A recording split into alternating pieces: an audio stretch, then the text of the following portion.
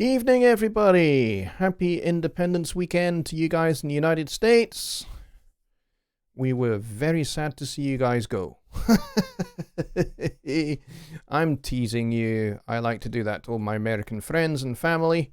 I have family in Chicago, in that area, kind of in the northern suburbs of Chicago. And I have family also down south in South Carolina and all over the place. So I have plenty of family in the United States. So, yeah, I have visited the United States many, many, many times. I have been there a lot, and I'm a student of American history. I've spent a lot of time learning about your history, about your culture, and talking to people and meeting people. And it's great. And of course, I work for an American company. So, a very happy Independence Day to you guys. Hope you are having lots of fun and are keeping safe and not exploding too many fireworks. But yeah, hope you guys are having a good weekend. I'm expecting a smaller than normal crowd because of the festivities. And so that is absolutely fine. And I'm here basically tonight to take your questions. Last week, we looked at atmosphere and mood and all of that kind of fun stuff. And we had a good play on the piano. And it was a good show, really, really good show. And you guys asked some absolutely awesome questions. So please ask some awesome questions again. I would really appreciate it. Because you guys are fantastic, and I really do value and appreciate your support a lot. As you can imagine, it has been a very, very busy week for me, and it's going to be a very, very busy time for the next maybe 2 or 3 weeks, I should imagine. Now, everybody is probably very, very, very well aware that there is something very special happening on July 7th over on the Personas YouTube channel. Please do get yourselves over there, 10 a.m. Central Daylight Time. That would be awesome if you guys could all attend that. And I think you're pretty much all going to. It's going to be awesome. It's going to be spectacular. And it's going to blow your minds. Trust me. What you're going to see is going to blow you away. So I cannot go into any details, obviously, but suffice to say, make sure you're there. And if you can't be there, then make sure you check out the replay. I will be putting out some content, some brand new content that I've been working on over the last little while. So I'm going to be starting to upload that over the course of this week, and you'll see all of that. So that's going to be cool. I'm really, really pleased with my videos. And there's going to be more live streams, not just Sunday Night Live. I'm going to be doing a whole bunch of other live streams as well. And I'm going to be working around Jonny Gibe and what he does. So I'll do some daytime stuff. And for you guys, sort of what will be early evening for me. So kind of once I've had my dinner, I will be in here and I'll do some early evening live streams, which will be kind of afternoon time for you guys. For those of you that are still at home and not out working, you will be able to check those out. And it'd be great to have you guys and maybe a slightly different audience is what I'm anticipating than what I normally get. You guys that are my regulars, people like Bobby Booth and Kyle, and you guys are awesome because you attend every single show that I do. So, whether you are there or not in these other shows that I'm going to be doing, is still going to be great. And I really do appreciate all of you. And I'm going to scroll up, and because there has been quite a bit of pre-show chat, which is very, very cool. I like it when that happens. So first one in the door was Thomas. He was practically 35 minutes ahead of schedule. Thomas, you are the man to be first in the door. And I think you and Bill Shep are maybe you guys are competing with each other to see who can be first in the chat. Maybe I need to start awarding people for being first in the chat on my shows. maybe I need to do something like that. So we have Thomas, we have Bill Shep, as I say, we have Kyle, and we have Tony Stringer is here. He says, good night, everyone. I hope you talk smooth if I fall asleep. I can certainly do my smooth-talking radio announcer voice, because I have to do some continuity announcement from time to time, and this is the voice that I do. I know, sounds a little bit weird, but yeah. I do some television continuity announcement and some radio continuity announcing sometimes. So it's always fun to do that. Let's see who else is here. There has been a $5 donation, which I'm going to get to in just a second. Ken Moss is here. Hey, Ken. How you doing? I hope everything is going well for you, my friend. And, of course, Bobby is here. He says hello. Which is awesome. And my very good friend, Mr. Tim Flansbaum from Tim Talks Audio. Tim is awesome. He is a fantastic content creator, and his live streams are really, really good. If you're not aware of him, you really should go to the Tim Talks Audio YouTube channel and check out his content, because he is putting out some really, really great stuff. And he's been mixing live in front of you all, which I have done, I think maybe two or three times. And I did a mixing series where I took one of my songs and I mixed it with a whole bunch of different plugins that I hadn't used on the first time. So I've done a couple of those things, but doing it live on YouTube in front of everybody, mistakes and all, that's pretty bold. So he's done a couple of those, which is great. And of course, Dwayne is here, back from out of town gig, just in time. I'm so glad that you've been able to go out and play gigs. I have not played a gig in a long time. And I am in a band with my parents, which is awesome, because when I was a kid, we had a family band, and we used to travel around and play all sorts of gigs all over the place, all around the UK and over in Europe. We did all sorts of things. We used to do tours regularly. So it's really nice as an adult now in my 40s to be able to play with my parents, who are still working musicians, although they have retired from, their main professions. My mother was a teacher, and she had a side gig as a professional jazz singer. And so she did that. So her day job was teaching. Her night job was playing gigs with a big band as a singer. And as a comedian, she certainly used to do some stand-up comedy in her time. And my dad is a terrific guitar player, multi-instrumentalist, plays guitars, mandolins, banjos. He plays all sorts of string instruments. He's fantastic. He's really, really talented. But they're both kind of retired, and they decided to resurrect the family band, which is really cool. So it's been fun playing fretless bass and some keyboards with them as well. So that's been great. But I'd really love to get back to doing that. We've not done that now for about 6 months. Mike Neighbor is here. He says, just popping in to say hi. Hello, mate. He's watching the Grateful Dead live stream, which is awesome. I've heard lots of good things about that.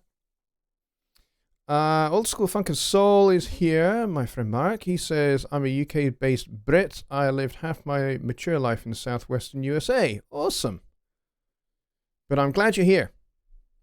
And of course, we have Bob Studios here, and Kyle is here. And it was Kyle that gave me the $5. Thank you, Kyle. He says, keep on keeping on. I'm definitely going to be trying to do that. Tim says, Tuesday is going to be great. Can't wait. Yeah, I am so amped. I am so excited for Tuesday. I can't wait for it to come. It pretty much cannot come soon enough for me. I'm so excited. Kyle says, the white zone is for loading and unloading. Yeah, that's cool. Mike Johnson is here. He says, howdy, folks. So we're glad he is here. Bill Shep says, I played drums at church last week and bass the next 2 weeks. Yeah, our church is not open yet. We're still here in Scotland. We're still not able to gather in large groups, which is a good thing in my opinion. It's a good thing that we're not doing that yet. So we're still kind of doing online stuff at our church. We do a regular Sunday morning live stream, which is great. And I occasionally get to be a part of that, but for the most part, I'm just kind of, engaging and watching and stuff like that. But yeah, I miss playing piano, and I miss playing this bad boy in church, and my fretless bass, which I get to play sometimes as well.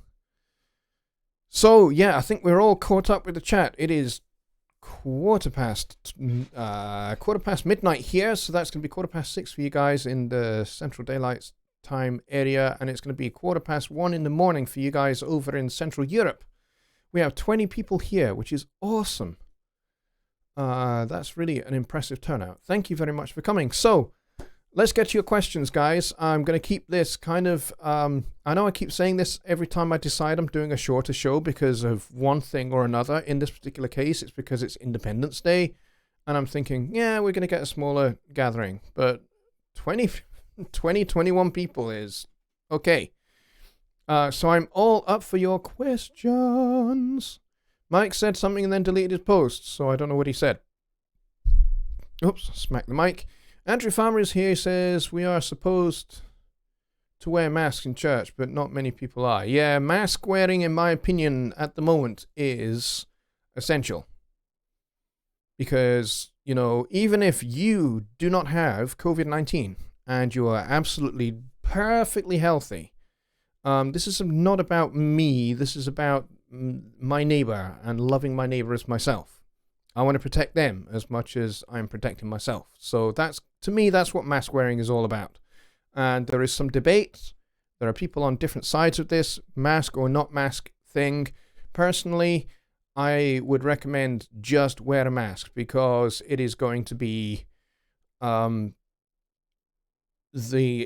option of least risk to anybody, whether it's you or whether it's, somebody else that you happen to be close to. Carl says, too many people are not following the recommendations in my neighborhood. Yeah, and certainly down in England, one of the things that just happened was they announced the reopening of pubs in England. In Scotland, it's not happening. Not going to happen in Scotland just yet, but certainly down in England it's happening. And, pubs have had to kind of reinvent how their pubs work so that social distancing and everything else can take place properly. And so they've done all of that. And then, of course, what's happened is because people have not been to pubs in months, they opened the pubs at 6 a.m., for goodness sake. 6 a.m. What is that? Who goes to a pub at 6 o'clock in the morning? Anyway, pubs opened at 6 a.m. and people were queuing outside at like 5:30 in the morning. They were that desperate to have a pint. To me, it's ridiculous. But anyway, that's kind of what happened. And then, by lunchtime, everybody was absolutely, totally trolleyed. By that, I mean they were PISSISSIPPI'd. And, ridiculous. And, of course, by that time, all social distancing has totally gone out the window. And people are so drunk, they're not wearing masks. They're slobbering all over each other. And it's just like, great. There's going to be an explosion of COVID. So, yeah. That's just my opinion about what's taking place down south. I'm not that impressed. I thought us Brits were better than that, but it would appear maybe we're not. But there we go. I'm not really going to make any further comment on this subject because this is a music channel. This isn't a politics or news channel. This is music. This is composing, songwriting, performing, mixing, mastering, all of that stuff. That's what I'm here for. I'm not really here for anything else. And as if to, emphasize that, here is my Fender mug. I love Fender instruments. I play Fender instruments. I've played Fender instruments for 35 years, and I have Fender instruments back there. Although my electric guitar is an Ibanez, but my basses are all Fenders. So there we go.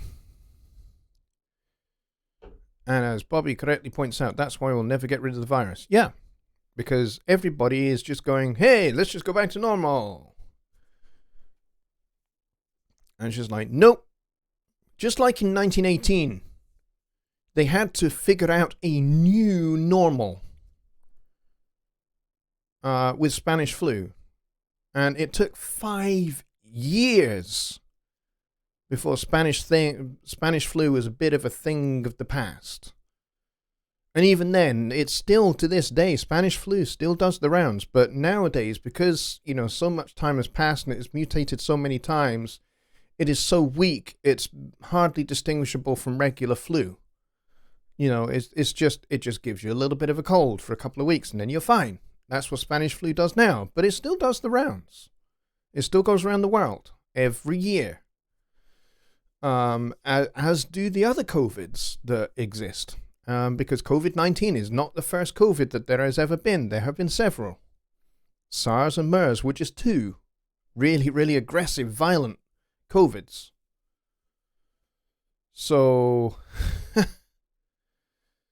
Tim says, I've been loving seeing the mask quote, if Slipknot can wear a mask for a 2-hour set in the summer, you can wear it shopping. Absolutely. I couldn't agree more with that. Okay, Andrew Farmer. Hello, Andrew. He says, why on some tracks in Studio One I can see the volume automation, and on other tracks I have to expand the automation lanes to see the volume lane? That is a good question. It depends upon how you have the automation set up, because there are a couple of ways in which you can do it. In Studio One, there is from, I think, version 3.5, we had this way in which the volume and the pan automation lanes were pretty much, they were always just there, and you just had to click a little button and it would expand the track to reveal them. And they kind of live underneath your main track. But then, people can still just go drag the hand and drag it directly onto the track, and you can do the automation directly on the event itself. So there are still a couple of ways in which you can do it. So it depends on how you've got it set up. Let's go take a look at Studio One. Give me 1 second to open something up. Let's just actually create a new song. That's just probably the easiest way to do it. And I'm going to go into loops. I'm going to go and find a loop. Don't worry, I'm not sharing the screen just now, but you'll see it in just a minute. And I'm going to go here, and let's see what I can find. Okay, let's get this one in here. Hang on just a minute. What's going on here? Bear with me a minute, folks. Okay.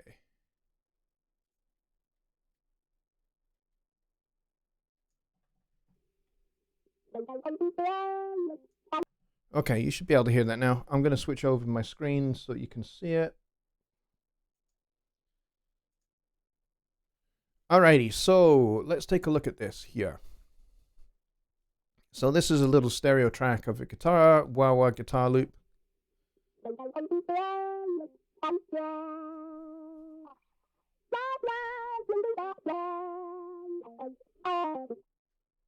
Alright, so there it is. There's a couple of ways, as I said, you can do it. You can open the automation. You can select the event. You can automate the mix. You can automate the volume. You can open the mixer. You can click on the fader cap here, and you can do it that way. You can just drag the little hand down and do it that way. That's kind of the way that Studio One has always had automation set up. But I think from about version 3.5, we added this little button here called Expand Envelopes. And when you open this, the volume and pan lanes open up. So you can do all of your automation here. And then the cool thing is that once you've written your automation here, whether you've used a fader port or something else, speaking of which, there we go. Yeah, so if you've got a fader port or something else, you can use the fader port in touch mode, and you can do some volume rides, that kind of stuff. Or you can do the same with pan. You can just draw that in if you really want to. And then once you're happy with what you've done, you can just close this little panel up and it hides itself. And the cool thing about that is that it doesn't change the color of the event when you have the automation mode engaged. And let's say you've done it this way around, and you've done that. See how the event changes? And it changes color, and you're writing it directly on the track. This is the old way of doing it. Let's say we don't want to do that. Oops. I didn't want to just delete that, did I? I don't know why that happened. Let's go back to history. And let's fix that. Come on. Come on and drag this. Why won't that drag? What's going on here? That's weird. I can't drag the events. I'm going to drag this down to redo the history. I should be able to do this. That's the first time. There we go.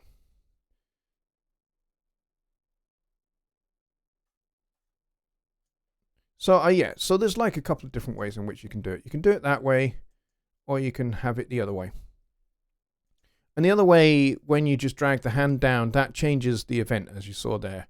Whereas this way, it just opens up a little panel, and and the other thing is you can add to this. You can add different parameters to this as well. So, you know, if you had like an EQ filter sweep that you wanted to do on this, you could add that, and that would add its own little lane to these two here.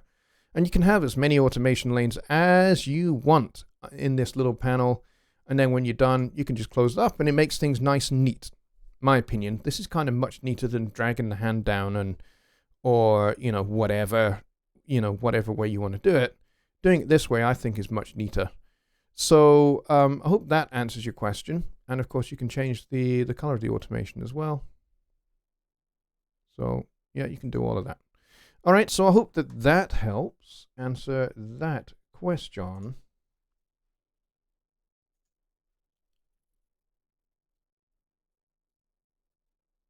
So yeah, so Andrew, I hope that answers your question if you're still here.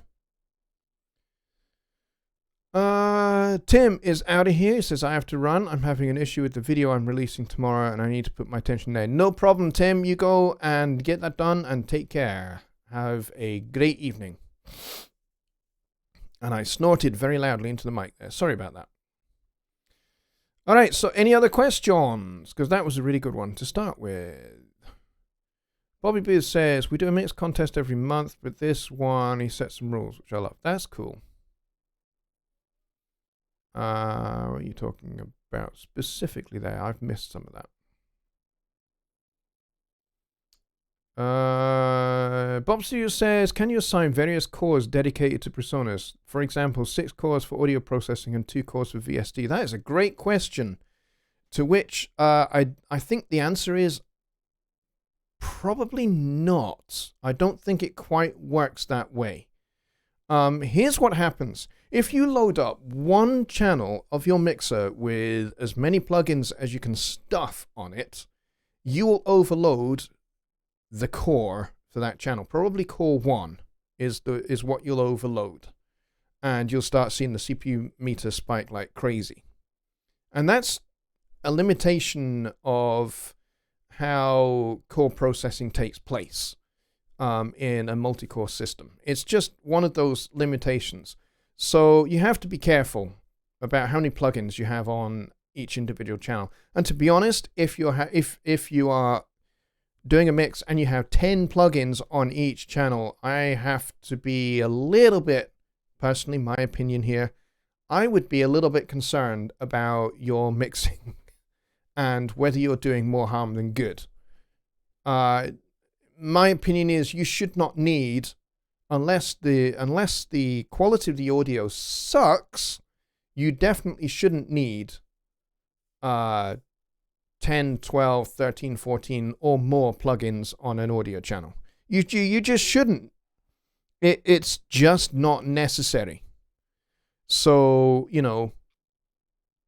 I think unless the audio is hideous, go for a less is more approach. If the audio quality really, really is trashy, to be honest, your best bet is to get them to record it again.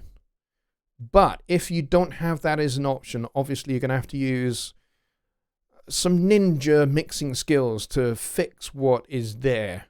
But for the most part, I think the best bet is to go for a less is more approach. And so you shouldn't run into a situation where you are overloading your cores, to be honest.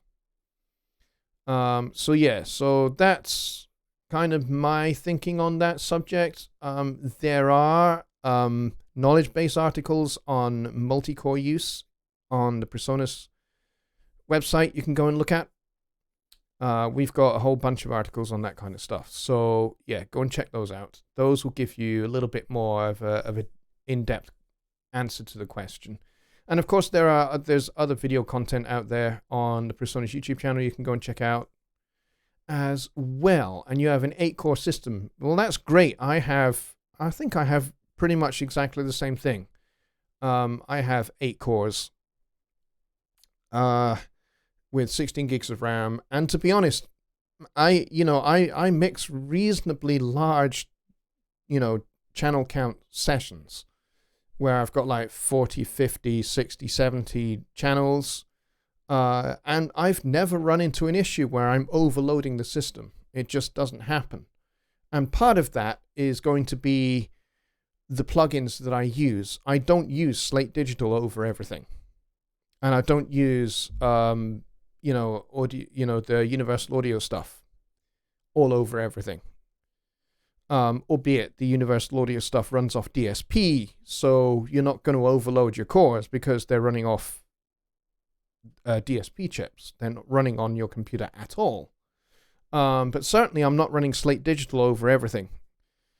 Not because I can't, but because I don't really see it necessary to have like tons of CPU intensive plugins. And if I'm going to use those, once I'm happy with the sound, I print it. And I move on. And that way I avoid a whole bunch of CPU issues.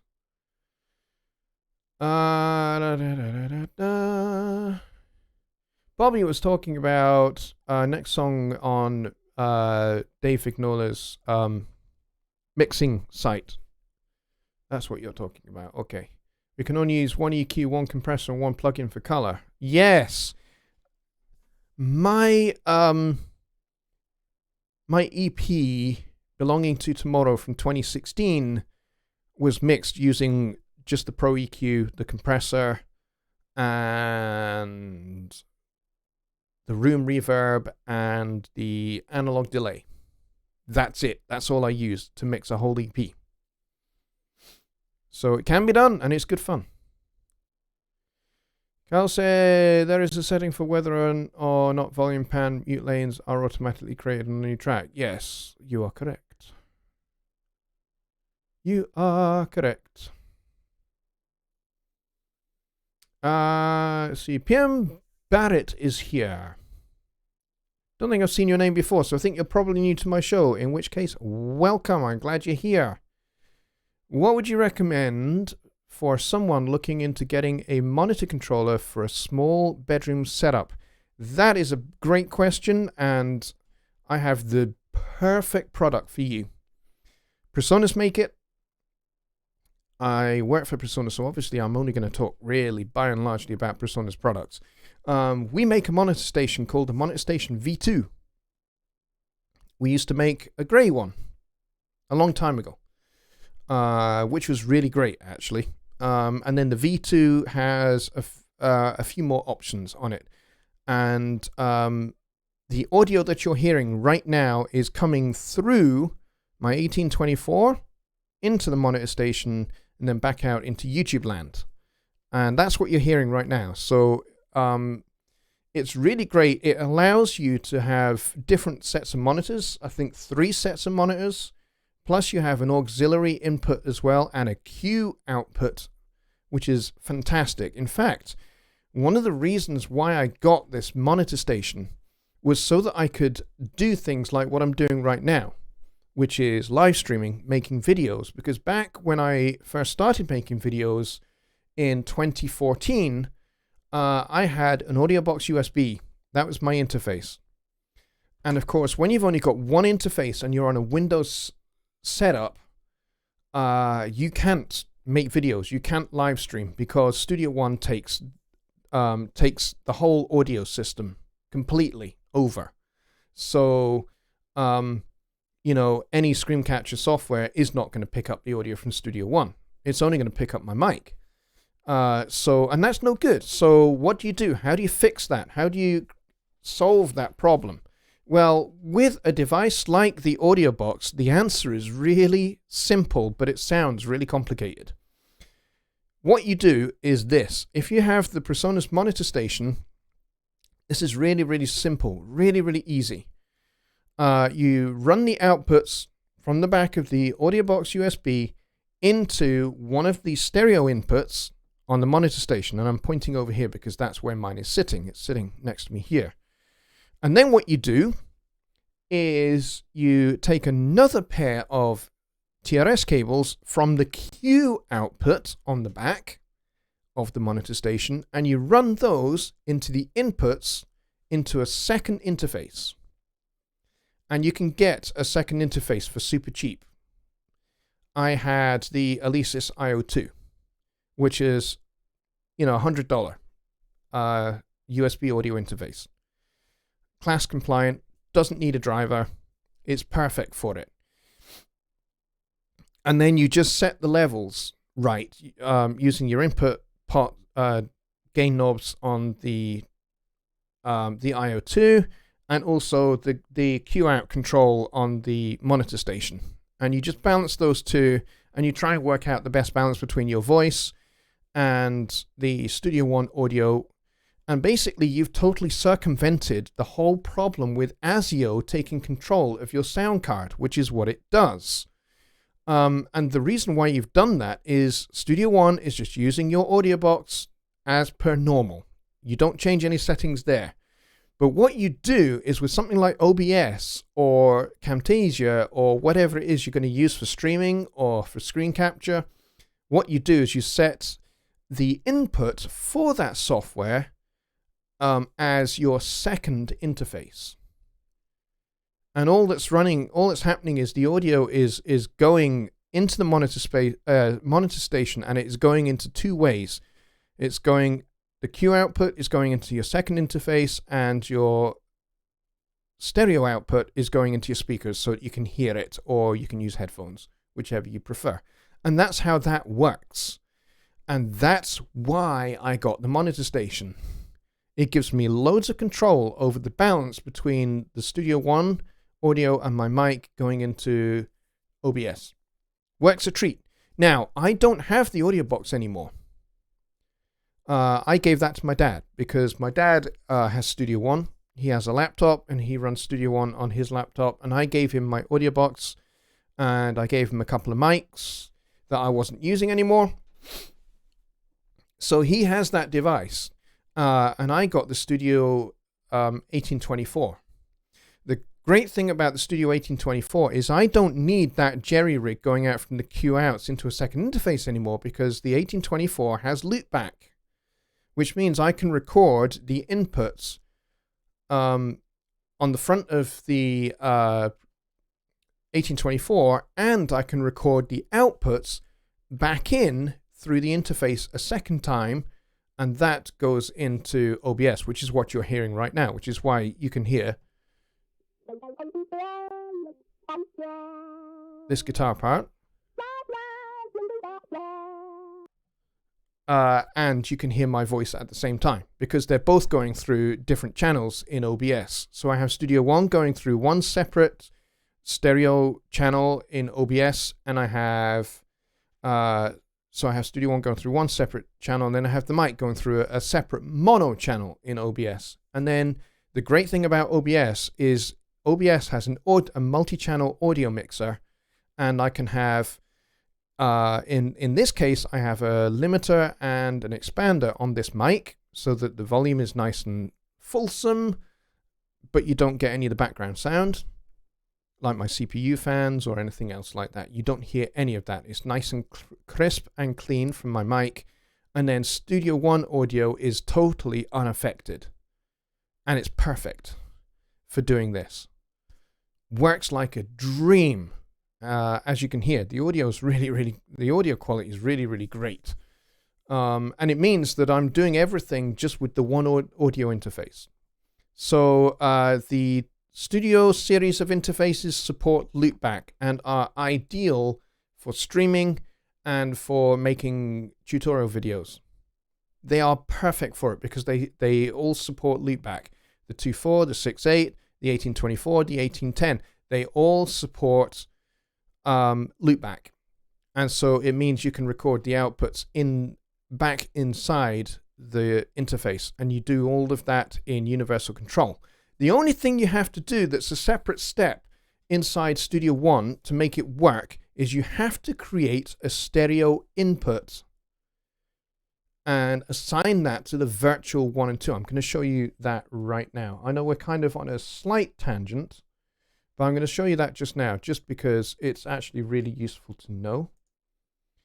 If you're going to use loopback, you have to do it this way. Otherwise, the audio from Studio One doesn't go anywhere and doesn't get recorded by OBS. So what you do is you go to Studio One, Options, Audio Setup, Song Setup, Audio I/O, and then you see here I've created my stereo input here. Notice it's input and not output, and that is because loopback is an input, not an output. Okay, because you are recording the outputs from the main outputs of the interface back in to a virtual pair of stereo inputs. So, and I labeled this Vert Stereo, and there is assigned here to virtual in 1 and virtual in 2. Over at the end here.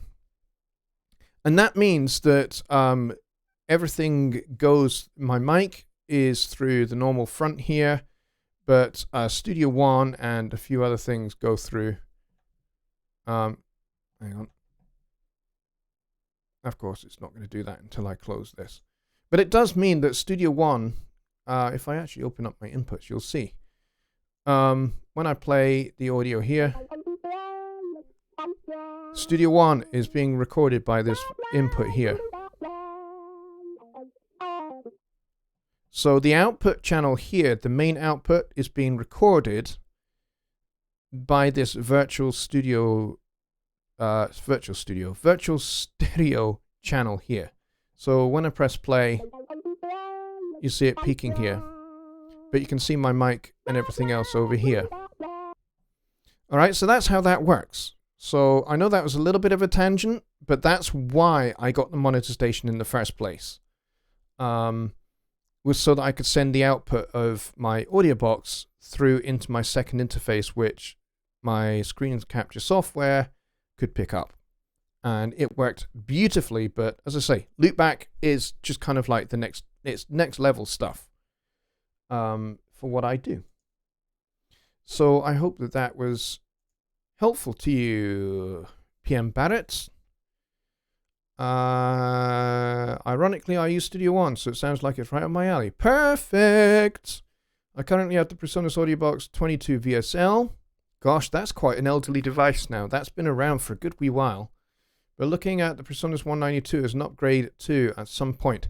I would definitely recommend, if you are used to the 22 VSL and you don't need a whole bunch of inputs, I would recommend getting maybe the Studio 2.4, because the 22 VSL was 2 in, 2 out, right? The 2.4, the Studio 2.4 is 2 in and 4 out. I think that's correct.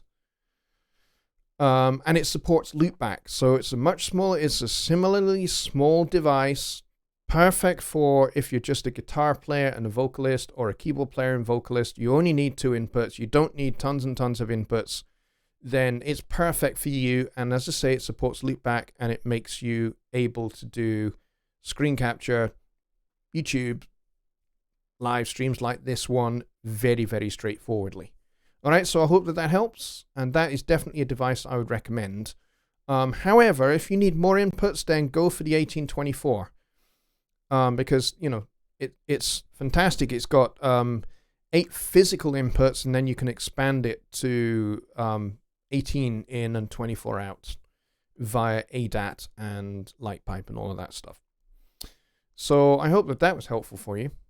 But that was a terrific question, and I hope I didn't labor it too terribly much.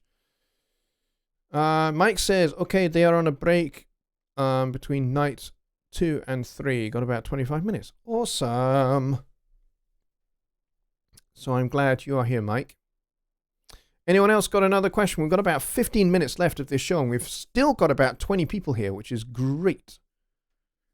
Yeah, please do go check them out, PM Barrett. I totally recommend you do that. You go to PreSonus.com, go to products, and then go to Studio Series interfaces. Go check out the whole series and look at the tech specs. Look at what you actually need now, and also think about what you might need in the future.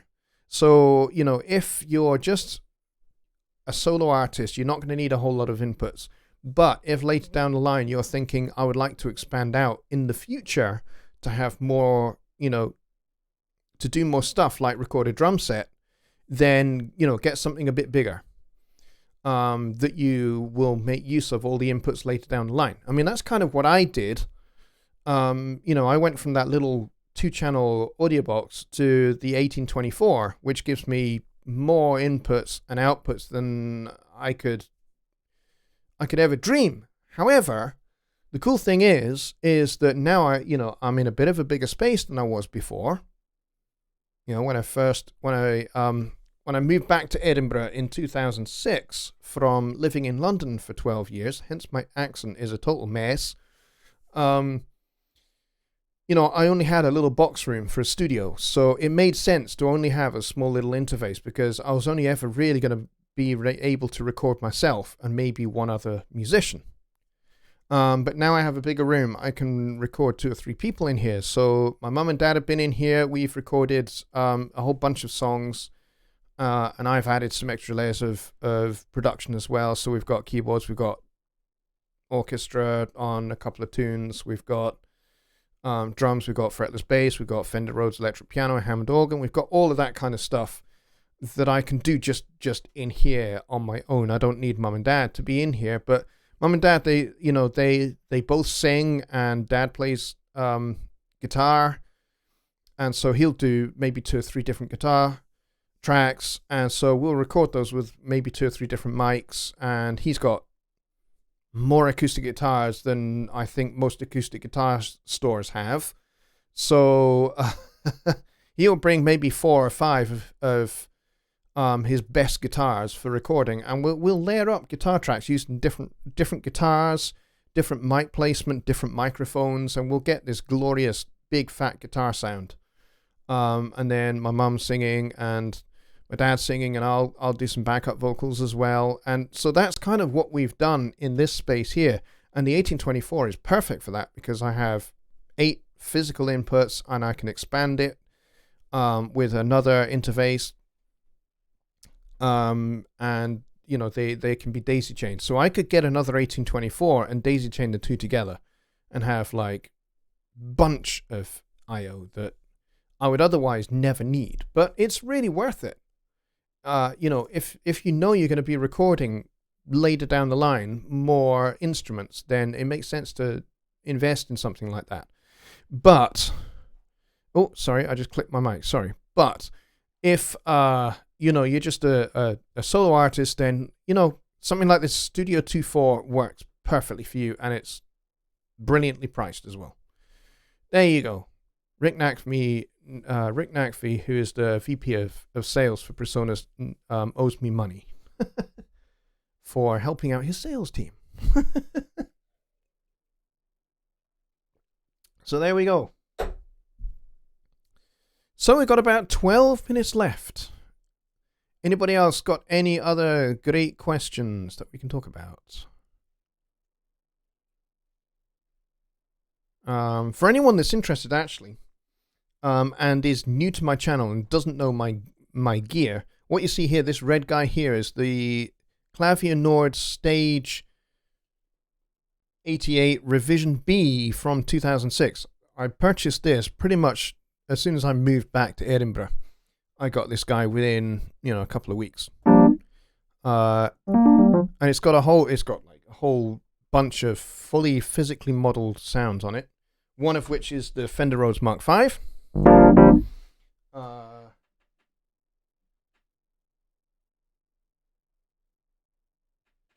Which I quite like, but I also like this one. This is the Fender Rhodes Mark II.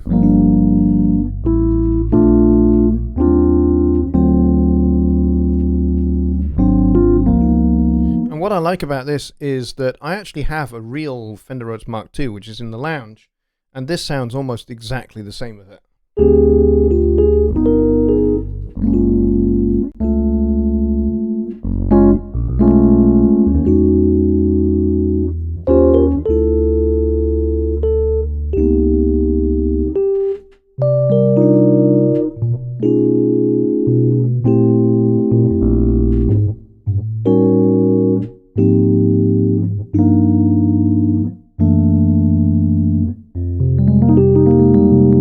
It sounds pretty much, whoa, snagged my headphones. It sounds pretty much exactly the same. And then on the top here, I have the Yamaha QS300, which is brand spanking new in 1994. I got one of the first units in the United Kingdom. Yamaha sent it to me. And it works. I have been using it ever since. It's been extremely well used. I have played this pretty much every single day since June of 1994 when it first came into the UK. And it's awesome. It's fantastic. And then I've got like a whole studio full of Presonus gear. Pop Studio says, I agree, go with the 1824 if you're running live drums or a live band. Yes, absolutely, for sure.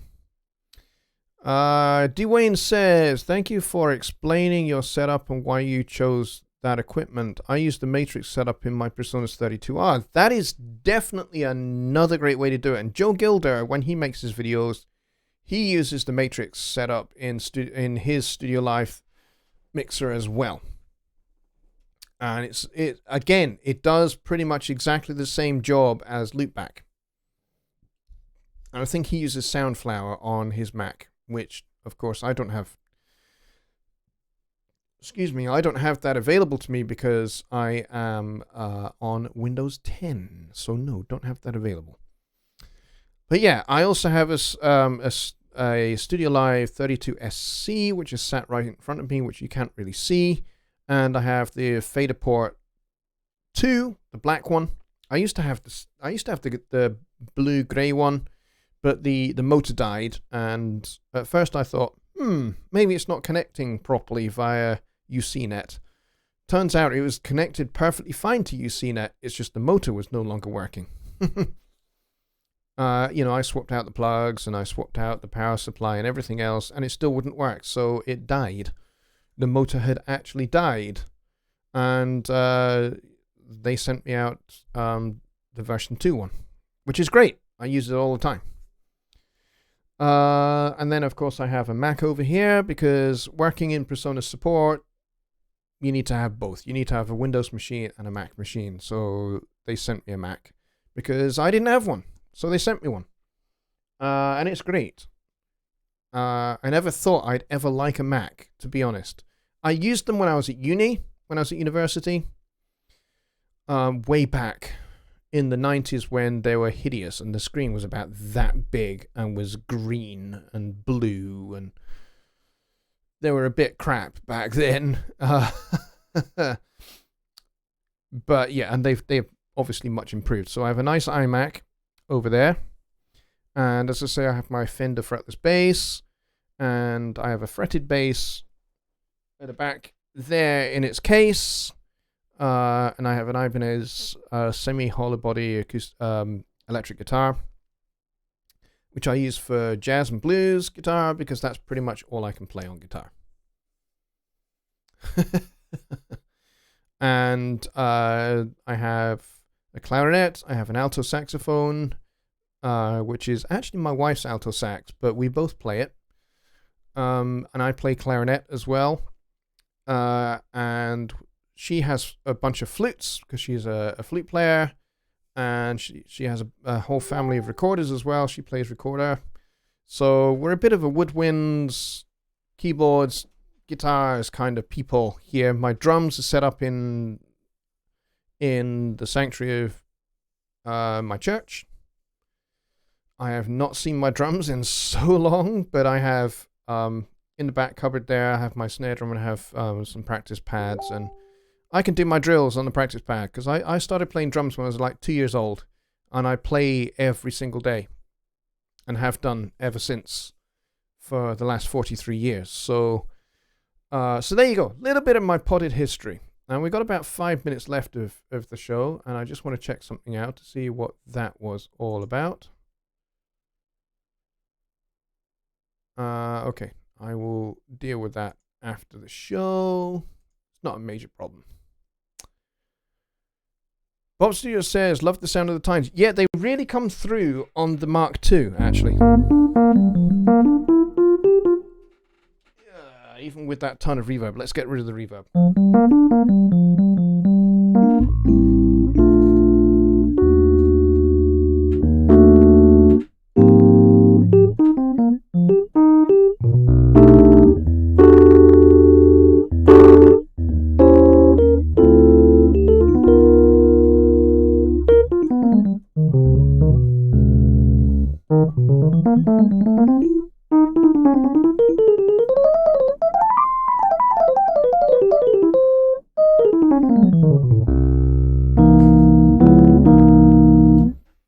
Yeah, they do sound pretty good.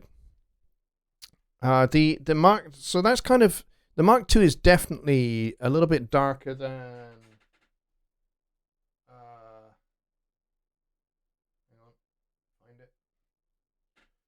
the Mark V. The Mark V is kind of a little bit, it has more bite to it. And it still has acres of reverb on it.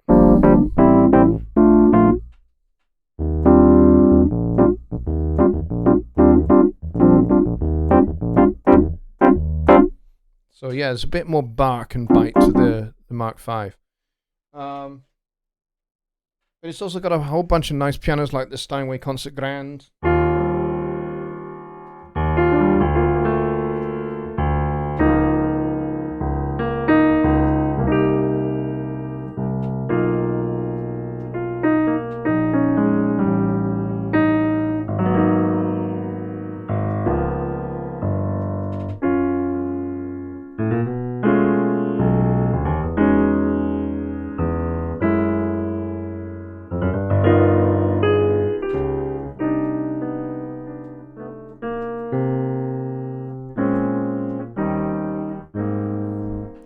Sounds really, really nice.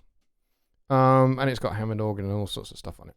So, yeah, this, when I got it, retailed at about £2,500, which is going to be about $3,500, I think. That was in 2006.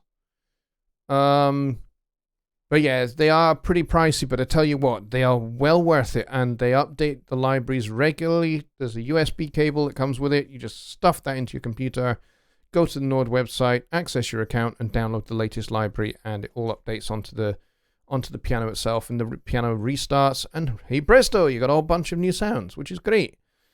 Because they improve their modeling all the time.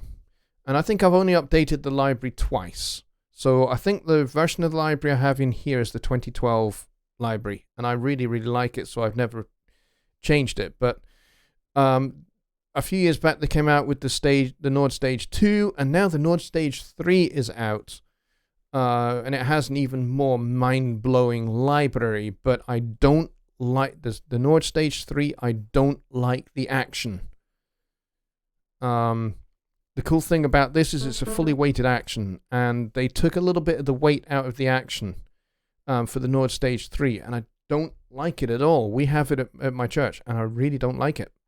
It's totally different to this guy. So, it is what it is. There will have been reasons why they did that. I suspect that customers maybe complained about the weight of the thing, carrying it around. But it is what it is. Ken says, love the sounds from a Nord, but way too expensive for my budget. But I have Keyscape. Oh, I love the sound of Keyscape. That is just... Those samples are mind-blowing. They really are. Greg Phillinganes, the great session piano player who's played with everybody from Steely Dan to Michael Jackson, he did a really terrific video for the people that make Keyscape. And not only does it show his versatility as a piano player, as a keyboard player, but he can do a whole bunch of really good impressions as well. He does a very, very good Michael McDonald impression, which was hilarious. And then he has this really interesting little story about playing on Stevie Wonder's Sir Duke. I think it was Sir Duke that he played on. And he's just like, yeah, Stevie couldn't play the keyboard part, even though he wrote it. He couldn't play it. So Greg came in and played it. And that's the reason why he's on that particular track, because Stevie couldn't play it. But yeah, and Ken says that's his favorite video. Yeah, it's mine too, because Greg is so entertaining and so funny as well. And he, it's just kind of like he's kind of like Fats Waller was back in the 1920s, 1930s, where, really good entertainer, good kind of, had comedy talent, but, right underneath all of that comedy talent is terrific piano chops. If you've ever seen any videos on YouTube of Fats Waller, go check them out, because, he's hilarious, he's funny, but there is terrific piano chops right there. So yeah, Keyscape is really, really good, and it's very reasonably priced for what it is, actually. I would quite like to get it, to be honest. But I don't know how well it would work on the Nord. So with the two libraries, I'm not entirely sure they'd marry very well, but there we go. And the Grateful Dead are back on, so Mike Neighbor is out to go and check out the rest of that show. Awesome, hope you enjoy it. Let's see. Bob Studios says, agreed, but if you are a keyboard player, it's worth it. Absolutely. The Stage 2 is very popular in Nashville. The Stage 2 is really, really good. It's really, really good. It takes everything that they did with the original Stage 88 and built upon it and developed it, and it sounds really good. It feels really good to play. If I had a spare $2,500, I'd get one and have the original Nord and the Stage 2 as well. That would be terrific, but nah, I can't afford that kind of thing. Not at the moment. But anyway, we have made it through to 1 a.m. and we had a really good crowd out today. Really pleased with tonight's show. So, just one last little plug for July 7, 10 a.m. Central Time over on the Personas YouTube channel. Be there or be amusingly shaped is what I would say. Be there or you will miss out on glorious things from PreSonus. So please do get over there if you can, if you are able to. If if you're not out working, then certainly get over there. And if you are one of those people that unfortunately does have to, you're one of the key workers and you have to be out and about, then do check out the replay of that live show. And it's going to be spectacular. And I can't really say anymore. Which is the annoying thing, because, man, it is so hard keeping this stuff secret. But I'm holding fast to it. And I will see you guys probably in the chat on that show on Tuesday. And then we will be back here on... in fact, we will be on Jonny Give's show on Wednesday for Songwriting Simplified, which will have a slightly different theme, a slightly different flavor to it. So, Home Studio Trainer channel, 6 p.m. Central Time, Wednesday.